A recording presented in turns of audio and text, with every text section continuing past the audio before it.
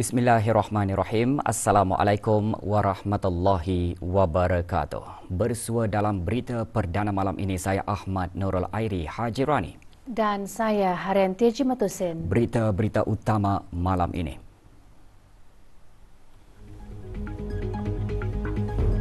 Ke bawah Duli Yang Maha Mulia Paduka Seri Baginda Sultan dan Yang di-Pertuan Negara Brunei Darussalam berangkat ke Kubah Makam Diraja bagi majlis tahlil.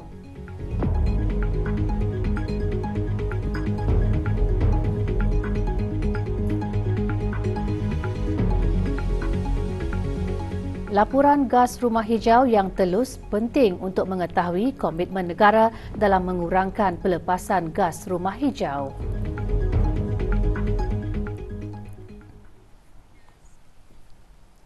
Ke bawah Duli Yang Maha Mulia Paduka Seri Baginda Sultan Haji Hassanal Bolkiah Muizzaddin Wad Daulah, Ibni Almarhum Sultan Haji Omar Ali Saifuddin Sa'dul Khairiwaddin, Sultan dan Yang di-Pertuan Negara Brunei Darussalam petang tadi berangkat ke Kubah Makam Diraja bagi majlis tahlil untuk ayahanda, bonda dan anak-anda ke bawah Duli Yang Maha Mulia Almarhum Sultan Haji Omar Ali Saifuddin Sa'dul Khairiwaddin, Almarhumah Duli Raja Isteri Pengira Anak Damit dan Almarhum Duli Yang Teramat Mulia Paduka Seri Pengira Muda Haji Abdul Azim. Berangkat sama paduka-paduka ananda dan adinda ke bawah Duli Yang Maha Mulia, Duli Yang Teramat Mulia Paduka Seri Pengiran Muda Mahkota Pengiran Muda Haji Al-Muhtadi Billah, Menteri Kanan di Jabatan Perdana Menteri, Duli Yang Teramat Mulia Paduka Seri Pengiran Muda Abdul Malik dan Duli Yang Teramat Mulia Paduka Seri Pengiran Muda Abdul Matin dan Duli Yang Teramat Mulia Paduka Seri Pengiran di Gadong Sahibul Mal Pengiran Muda Haji Jeffrey Bolkiah.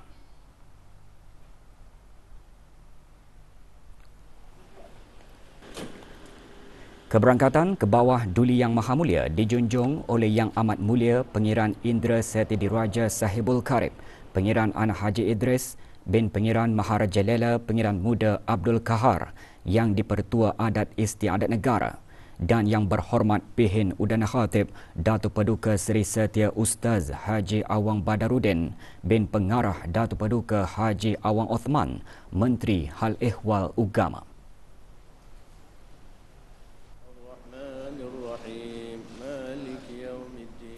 Majlis bermula dengan bacaan surah Al-Fatihah dipimpin oleh Yang Berhormat Pihin Orang Kaya Paduka Seri Utama Datuk Paduka Seri Setia Haji Awang Salim bin Haji Besar, diikuti dengan tahlil dan doa tahlil.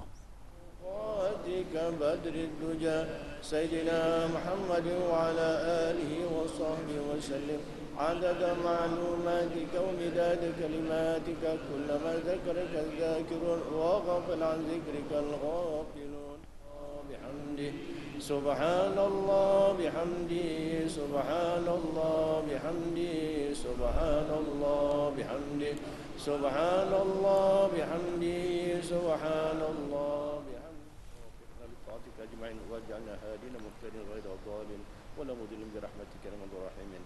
ربنا آتنا في الدنيا حسنة وفي الآخرة حسنة وقنا عذاب النار وصلى الله على سيدنا محمد وعلى آله وصحبه أجمعين بفضل سبحان ربك رب العزة عما يصفون وسلام على المرسلين والحمد لله رب العالمين. Ke bawah Duli Yang Maha Mulia kemudian menjerus air asah-asahan ke atas makam almarhum ayahanda, bonda dan ananda baginda.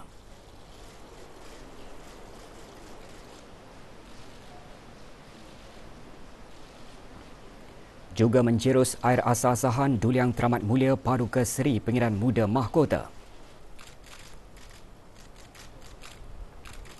Diikuti oleh Duli Yang Teramat Mulia Paduka Seri Pengiran Muda Abdul Malik. Disusuli oleh Duli Yang Teramat Mulia Paduka Seri Pengiran Muda Abdul Matin. Kemudian diikuti oleh Duli Yang Teramat Mulia Paduka Seri Pengiran di Gadong Sahibul Mal Pengiran Muda Haji Jeffrey Bolkiah.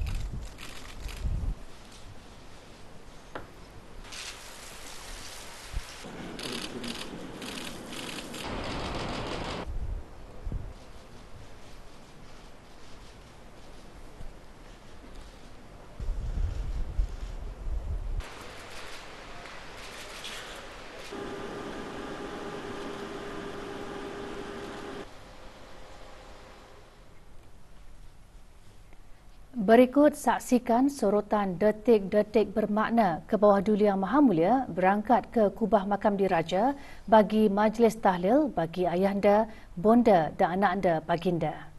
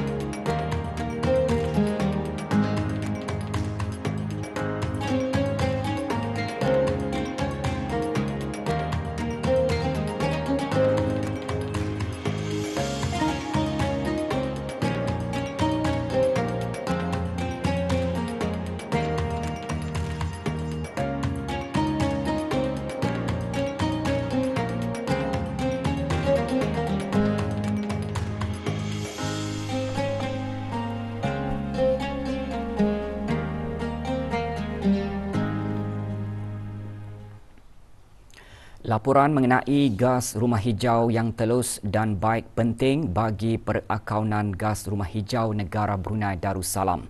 Melaluinya juga dapat membantu untuk mengetahui perkembangan negara terhadap ikrar dan komitmen negara dalam mengurangkan pelepasan gas rumah hijau. Menteri di Jabatan Perdana Menteri dan Menteri Keuangan dan Ekonomi kedua berucap demikian pagi tadi pada majlis pelancaran Direktif Laporan Mandatori bagi gas rumah hijau yang berlangsung di Jabatan Perdana Menteri. Menurut Yang Berhormat Datuk Seri Setia Dr. Awang Haji Muhammad Amin Liu bin Abdullah yang juga pengerusi bersama Majlis Kebangsaan Perubahan Iklim Negara Brunei Darussalam BNCCC, data yang tepat dan boleh dipercayai mengenai pelepasan gas rumah hijau perlu untuk menyokong penggubalan dasar, menilai keberkesanan usaha untuk menangani perubahan iklim dan bagi memperuntukkan sumber ke arah tindakan iklim. Implementation of this directive is vital to addressing our climate challenges and serves as a clear demonstration of our government's dedication to transparency and accountability, in addition to enabling us to meet our national and international obligation, insyaAllah. Direktif memainkan peranan penting bagi membantu negara mencapai sasaran komitmen di bawah Perjanjian Paris, iaitu mengurangkan jumlah pelepasan gas rumah hijau 20% berbanding tahap business as usual menjelang tahun 2030. Dalam meningkatkan lagi komitmen tindakan iklim, sasaran negara adalah ke arah sifar bersih menjelang tahun 2050 melalui peralihan tenaga dan pemeliharaan hutan.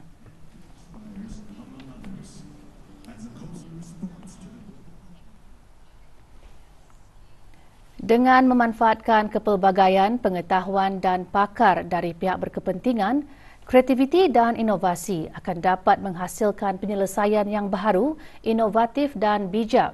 Pengukuhan rakan kongsi antara sektor awam dan masyarakat peniaga diperlukan ke arah menangani cabaran yang akan dihadapi di masa akan datang bagi mewujudkan kestabilan makroekonomi yang lebih baik serta menjadikan ekonomi negara lebih mampan.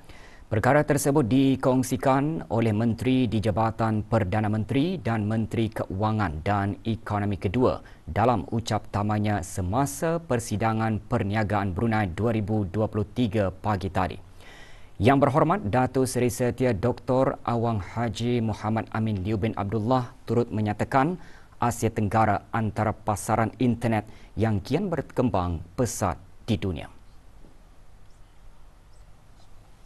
Economy Southeast Asia 2022 report projects that Southeast Asia's digital economy is approaching $200 billion in 2022, 3 years earlier than anticipated, potentially reaching up to $1 trillion by 2030 if the full potential can be unlocked.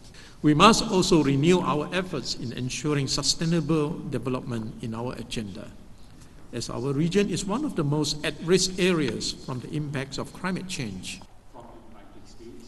Persidangan Perniagaan Brunei merupakan elemen bagi program Ekonomi Brunei yang dihoskan oleh APEC dan Majlis Penasihat Perniagaan ASEAN Brunei Darussalam dengan kerjasama organisasi sektor awam dan swasta. Penganjurannya bertujuan menghubungkan APEC dan keutamaan ASEAN dengan komuniti perniagaan dan menyumbang ke arah mencapai Wawasan Brunei 2035. Persidangan berlangsung di salah sebuah hotel di Jerudong. Selaras dengan tema ASEAN 2023 ASEAN Matters Epicenter of Growth, Majlis Penasihat Perniagaan ASEAN telah mengguna pakai tema ASEAN Centrality Innovation for Greater Inclusivity yang menggariskan usaha bagi memastikan tidak ada pihak yang tercecer sepanjang proses pembangunan rantau ASEAN. Pengerusi Majlis Penasihat Perniagaan ASEAN dan Pengerusi Dewan Perdagangan dan Industri Indonesia menyatakan 5 bidang keutamaan yang diperkenalkan oleh Republik Indonesia sebagai pengerusi ASEAN Bank. Antaranya pembangunan mampan, transformasi digital dan keselamatan makanan. Sustainable development, the two legacies are, number one is the ASEAN Net Zero Hub, and the second one is actually the Carbon Center of Excellence. On digital transformation, we have three legacies. The first one is what we call ASEAN QR Code. This is very important.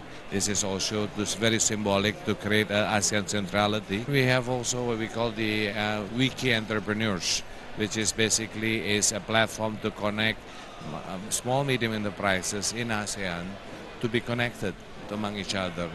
And the third digital transformation is actually what we call the marketplace lending platforms. 4 pegawai ABDB akan dihantar sebagai ahli pasukan pemantau dan bantuan di Mindanao, Republik Filipina. Ikuti bahan beritanya selepas ini.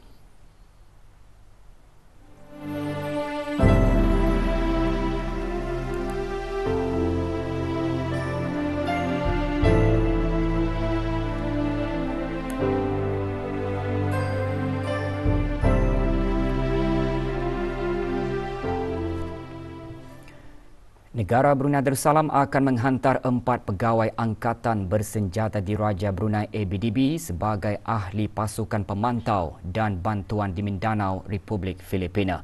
Majlis penyerahan bendera diadakan pagi tadi di Bolkiah Garrison.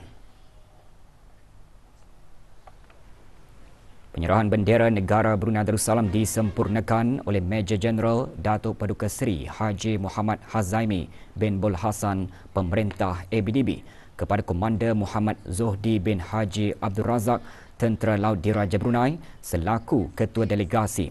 Bagi mendukung kerjasama serantau, negara Brunei Darussalam akan terus memberikan sokongan dalam memastikan keamanan dan kestabilan serantau. Sambutan Hari Raya Aidilfitri tahun ini lebih bermakna bagi saudara-saudara baru di daerah Temburong, terutama bagi mereka yang baru pertama kali meraikannya. Apakah yang menyebabkan Lebaran kali ini lebih bermakna? Adrian Faizul Samad ada laporannya. Syawal tiba lagi. Bagi saudara-saudara baru di daerah Temburong, Syawal tahun ini menjadi detik yang sangat bermakna kerana ia dapat disambut bersama ahli keluarga dan sanak saudara. Bagi saudara-saudara baru yang pertama kali meraikannya, Aidilfitri lebih terasa kemeriahannya. Bersyukurlah. Pertama kalinya orang beraya bersama keluarga lah, keluarga aku sendirilah. Mula-mula selepas takbir raya, habis takbir raya macam kena menangis. Amalan ziarah menziarahi dan berkunjung-kunjungan pasti dapat mengeratkan lagi tali silaturahim sesama Islam. Bahkan, saudara-saudara baru tidak dapat membendung perasaan sebab apabila mendengar laungan takbir pada malam raya. Kami disurau kan tu buat takbir, jadi memang terharulah sebab mana macam nak cakap lagi macam mana. Nak tahu kenapa mungkin nikmat puasa tu kali ini. Pengalaman merasai sendiri kemeriahan Aidilfitri akan tetap terpahat dalam ingatan saudara-saudara baru. Mereka menyifatkan kemeriahan tersebut sebagai nikmat daripada Allah Subhanahu Wa Taala yang wajar disyukuri. Laporan Adrian Faizul Samad untuk Berita RTB. Ucapan selamat Hari Raya menjadi pengganti diri bagi yang tidak berpeluang untuk bersua muka di Syawal ini. Auda, kami kongsikan beberapa ucapan Hari Raya Aidilfitri. Ucapkan Selamat Hari Raya Aidilfitri, maaf zahir dan batin. Selamat Hari Raya Aidilfitri, maaf zahir dan batin.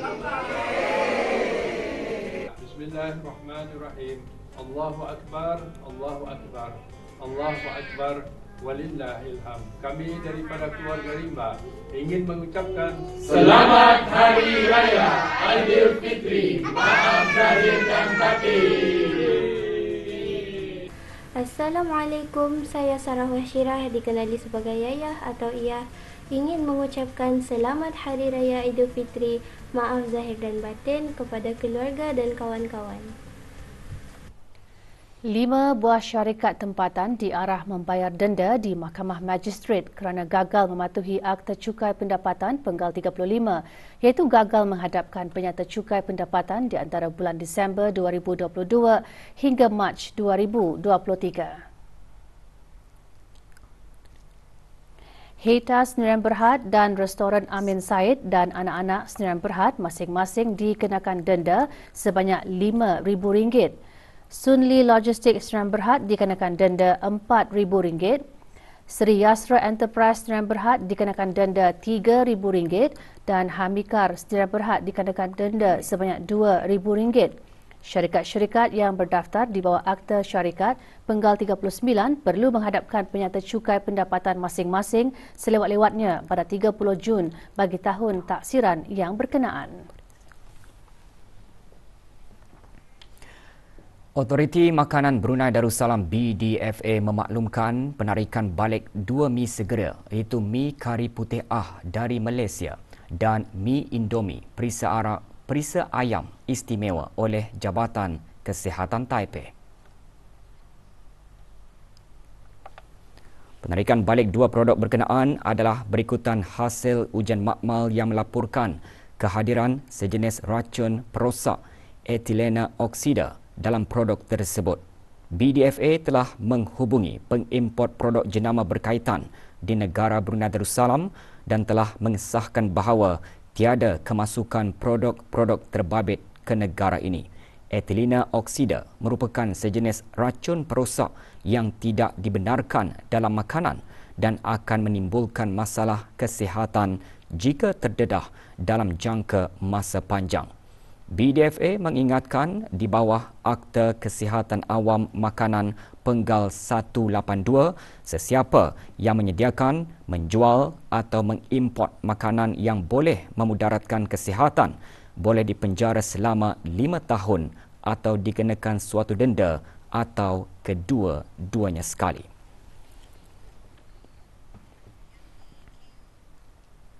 Kerja penyucian tangki air Kampung Kilanas 2 akan diadakan Sabtu ini 29 April 2023 bermula pukul 9 pagi hingga kerja-kerja selesai dilaksanakan. Semua itu Kampung Kilanas, Jalan Bukit Dadap, Jalan Mulaut Kilanas, Kawasan Ban 1, 2 dan 3, Tanjung Bunuk Kiri, Kampung Sungai Tampoi, Kampung Sengkurong, Kampung Pasai 1 dan 2, Jalan Mulaut, Kampung Lubuk Sigurun, Kampung Lempaki, Kampung Paya Bunga Merah, Kampung Bengkurong, Kampung Sinarubai, Kampung Tasik Meradun, Kampung Bunut, Kampung Madewa, Kampung Telanai dan kawasan sekitarnya akan mengalami tekanan air rendah terutamanya di kawasan-kawasan tinggi. Sebarang aduan mengenai gangguan bekalan air atau permohonan pembekalan air tanker, hubungi Talian Darussalam 123.